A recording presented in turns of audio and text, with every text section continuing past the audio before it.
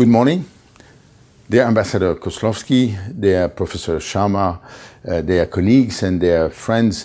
It's a great pleasure for me to have the opportunity to talk to you about the ERC 10th anniversary.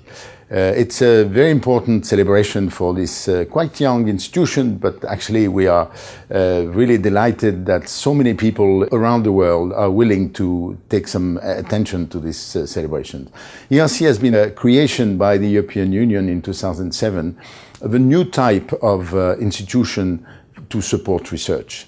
It was a long, actually, struggle by the scientific community to obtain that ERC has a very special kind of management under the responsibility of scientists, but the full support of the European Commission, which has committed quite substantial amount of money to develop a program which aims at pushing researchers to propose their most ambitious projects. And this has proved very successful. So far, ERC has supported more than 7,000 researchers, and if you look at people working in teams, more than 40,000 PhD students or postdocs have been supported.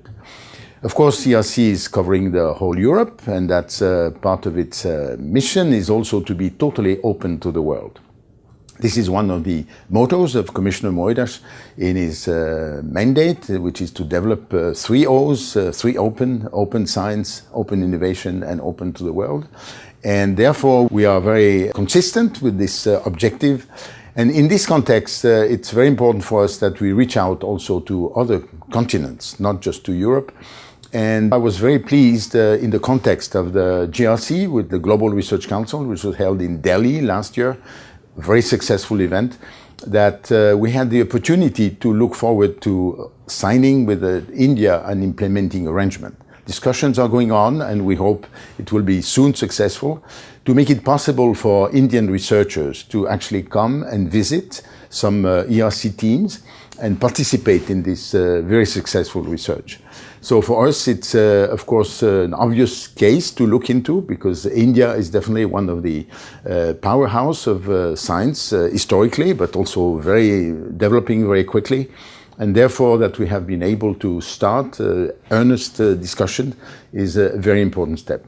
I'm sure you will hear more about this today from Ambassador Kozlowski, but also from Theodore Papazoglou, who will be representing ERC. I apologize not to be able to be with you, but visiting India has always been a great pleasure for me, and I hope I will have more opportunities in the future.